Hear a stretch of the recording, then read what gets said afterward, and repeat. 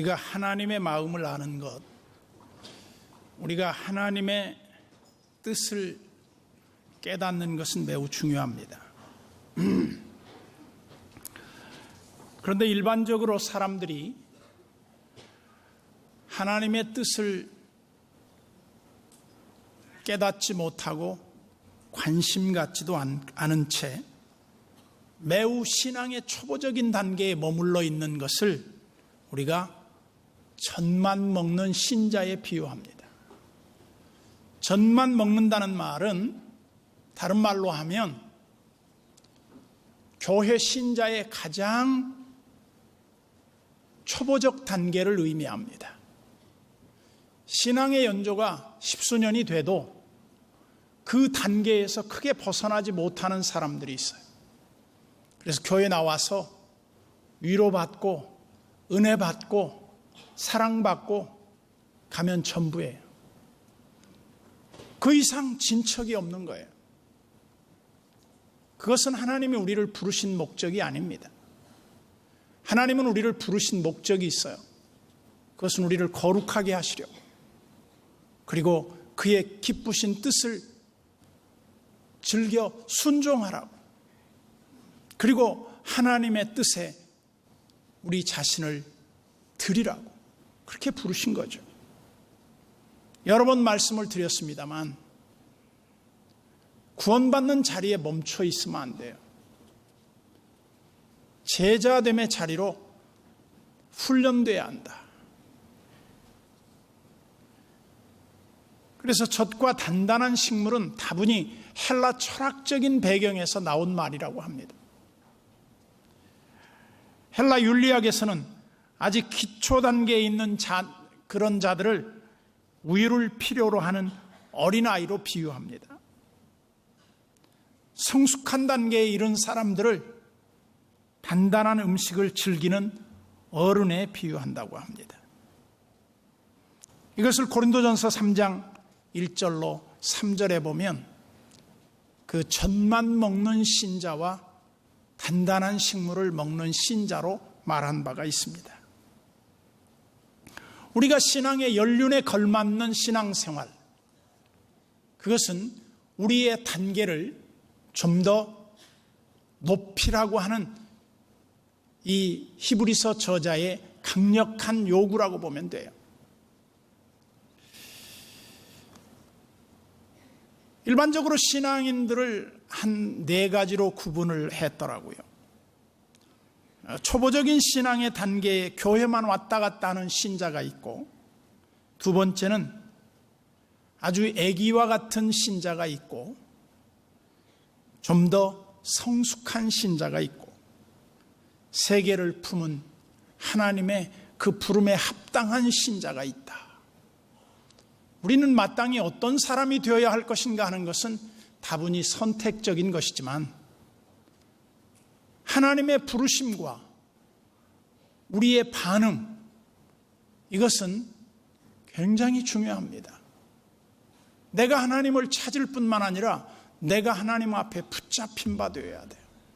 그리고 열심히 다름질해야 돼요. 제가 예를 들었던 기억이 납니다만, 아이들이 태어나면 부모는 굉장히 기쁩니다. 근데 그 아이가 한 3개월 되기도 전에 옹알이를 해요. 굉장히 감격스럽죠. 거기다가 한 7, 8개월 지나면 빠른 애들은 엄마, 아빠를 해요. 그렇게 하는 애들이 환하게 웃어요. 부모들의 그 고생이 다 가시는 기쁨을 줘요. 근데 10살 된 애가 엄마, 아빠하고 젖만 먹고 있으면 미쳐버려요. 신자들 중에서도 어린아이와 같은 상태에서 더 나아가지 않고 있는 사람들이 있다는 거예요. 이것은 매우 안타까운 일입니다. 먹는 것은 곧 그 사람의 신앙 상태가 무엇이 되는가를 결정해요. 맨날 위로나 받기 원하고, 그냥 맨날 격려나 받기 원하고, 사랑받기 위해 태어났다고나 하고 조금만 뭐 해도 시험이 들어서 견디지 못하는 사람들이 있어요. 제가 아는 어떤 형제 하나가 교통사고를 났어요. 그래서 하반신이 마비가 됐어요. 휠체어를 타고 다녀요. 그런데 목사님이, 물론 우리 교회는 아닙니다만, 목사님이 그 용어를 쓰면서 장애인이라는 말을 쓰지 않고 병신이라는 말을 썼어요. 그걸 시험 들어가지고 교회를 안 나오는 거예요. 목사님 무식하다. 저는 지금까지 맹인이라는 말, 나환자라는 말을 잘 안 썼습니다.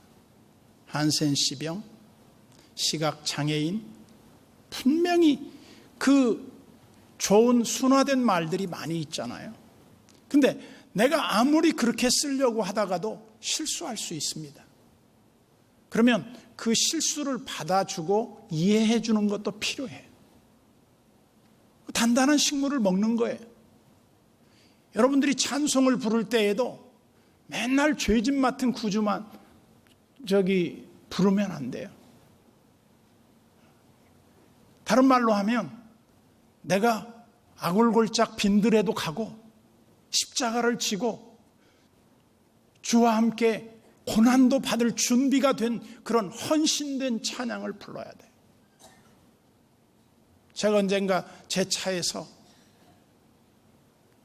복음성가 중에 두 손 들고 그 찬양을 부르니까 우리 애가 뒤에서 있다가 아빠 이 노래 너무 섬뜩하다 그래요. 내 생명 주님께 드리리. 얼마나 당연해요. 그런데 우리 애는 지 생명이 아까운 거예요. 드리기 싫은 거예요. 저는 여러분들이 신앙생활은 선택이라고 봅니다. 어떻게 하느냐는 여러분들의 개인적인 취향에 따라 다르겠지만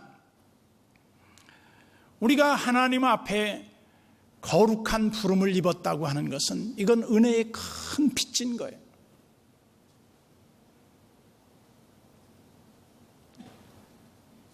유아 상태에 오래 머물러 있으려고 하는 이 유아기적 습성에서 빨리 벗어나야 돼요.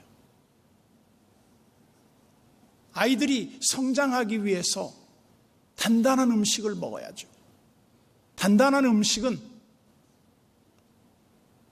먹기에 불편한 음식이에요. 우리나라 사람들이 입에 살살 녹는 것 좋아했어요. 조선 왕조 500년 역사를 보면 왕들이 50을 못 넘기고 죽은 왕이 거의 태반이에요. 왜 그랬느냐? 너무 부드러운 음식만 먹고 단 것만 먹어서 당뇨병에 걸려서 세상을 떠난 사람이 너무 많아요. 다른 말로 하면 우리가 고생 안 하고 힘든 일 안 하고 뭐 편하게 살려고 하면 빨리 죽는다 이 말이에요. 우리 신앙에 있어서도 마찬가지예요. 칭찬만 받고 격려만 받고 듣기 좋은 소리만 듣고 가면 좋겠죠. 그러나 여러분들이 신앙생활하면서 숨어서 신앙생활할 수 있습니다. 그냥 이름도 없이 빛도 없이 뒤에 앉아서 하나님만 사랑하고 신앙생활할 수도 있어요. 그러나 하나님이 우리를 부르신 부름은 내가 은혜만 받고 끝나는 게 아니에요. 내가 받은 은혜를 함께 하고 나눠야 하고 다른 사람에게 증거해야 할 책임이 있다. 그것이 그리스도도의 초보에 머물러 있지 않는 신앙생활이라는 거예요. 그것이 젖만 먹지 않는 신자라는 거죠. 저는 대체로 흰 빵을 좋아합니다. 이렇게 식당에 가면 빵이 쭉 놓여 있는데 거친 빵보다는 흰 빵을 좋아해요. 그런데 여러분들이 아시겠지만 당뇨의 원인이 뭐냐? 여러 가지 원인이 있겠지만 거친 음식을 먹지 않아요. 그래서 저 북구 사람들은 호밀빵을 먹어요. 그것도 아주 대충 갈아놓은 빵, 껍질이 막 씹히는 빵을 먹어요. 그 이유는 뭡니까? 우리 소장에서 다 위에서 흡수돼 버리면 우리 몸이 밸런스를 잃어버린다는 거예요. 장이 할 일이 없어져 버린다는 거예요. 그래서 반드시 거친 음식을 먹어야 돼요. 그래서 거친 것은 맛도 없고 딱딱하고 좀 단맛도 없는 거예요. 그런데 그걸 먹을 줄 알아야 성장을 해요. 그런 걸 먹는 걸 싫어하면 어떻게 됩니까? 계속 유아기적 신앙에 머물러 있는 거예요. 오늘 히브리서 기자는 이 서신을 받는 수신자들이 누구였냐면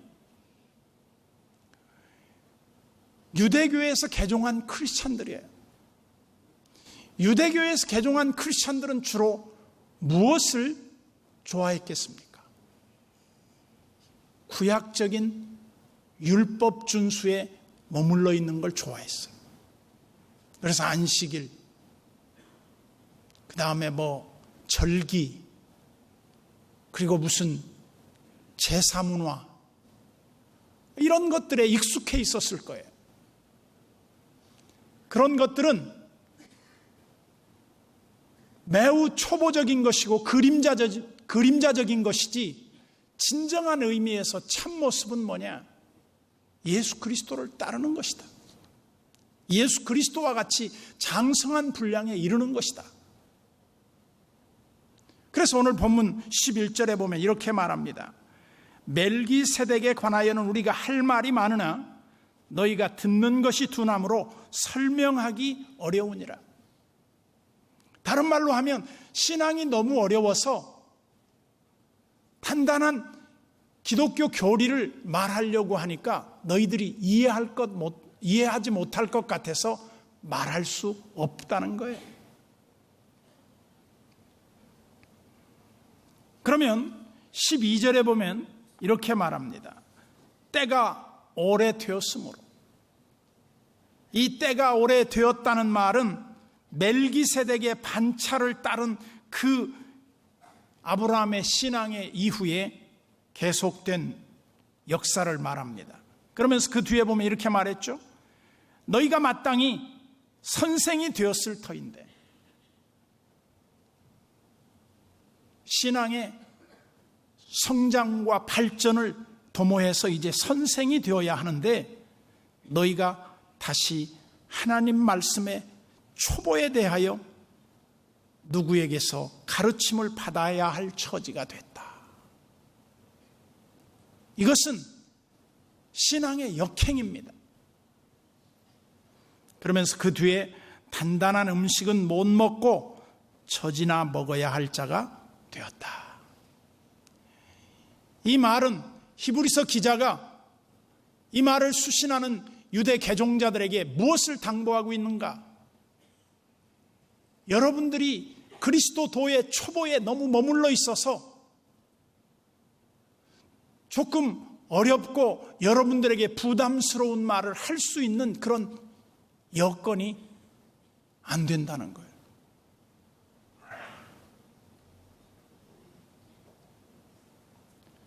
우리는 유대인들의 이러한 잘못된 관행을 답습하는 교인들이 되면 안 되겠다는 거죠.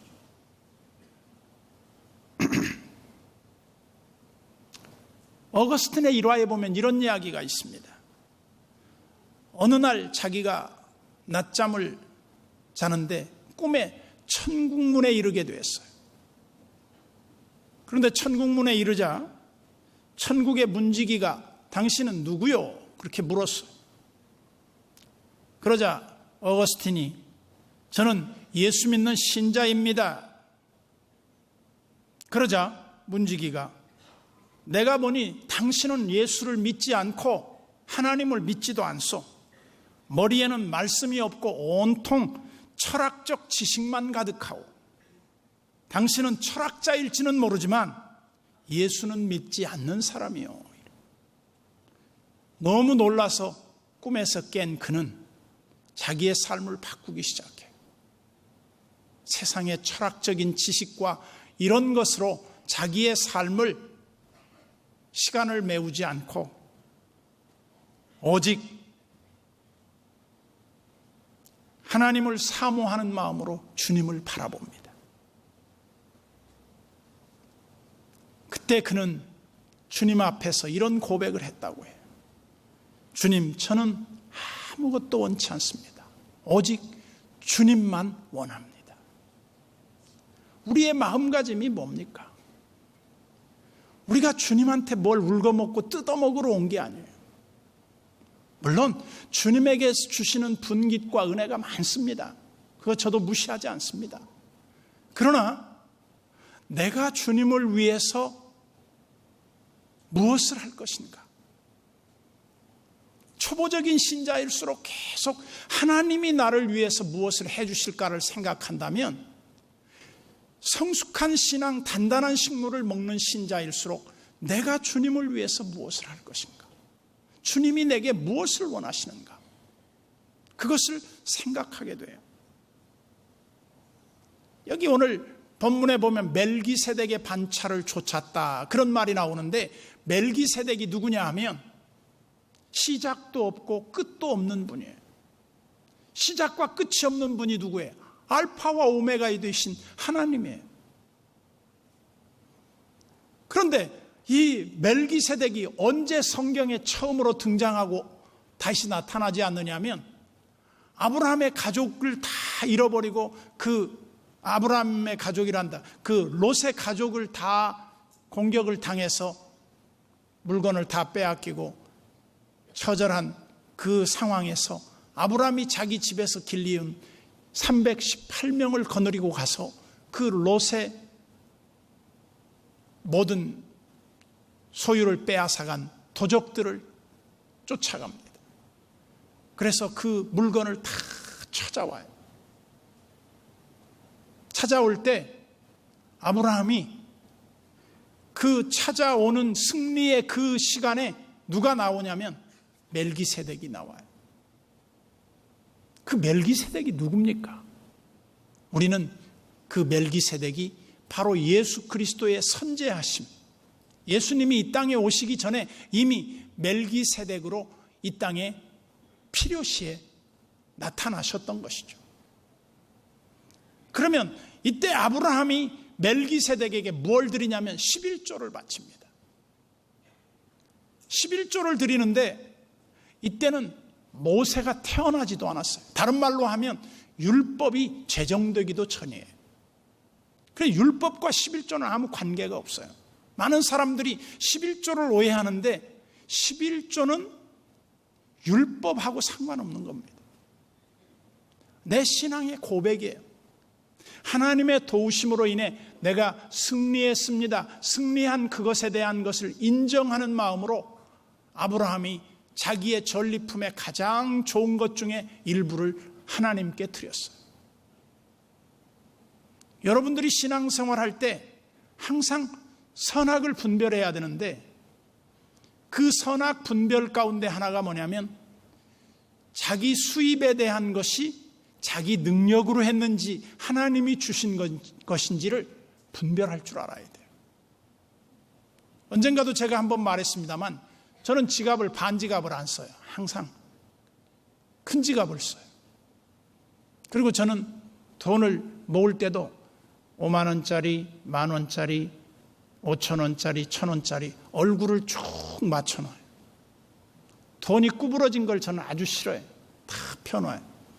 제 지갑을 보더니 우리 후배가 그러더라고. 목사님은 돈이 붙게 생겼네. 그래. 뭐 그거 잘한다고 돈이 붙습니까마는, 내가 볼 때 저는 돈에 대한 관념은 그렇습니다. 깨끗하게 하자. 그 쓰는 것이나 그 관리하는 모든 것에서 깨끗하게 하자. 전에 한번 저에게 어떤 분이 봉투를 하나 줬어요. 열어보니까 20만 원이 들어있어요. 근데 그게 조금은 선거를 위한 그 봉투였어요. 물론 그분이 떨어졌죠. 근데 그 돈을 제가 받아가지고 제 서재에다 이렇게 꼽아놨어요. 제가 써도 아무 문제도 없고 그러지만 그걸 쓸 수가 없었어요.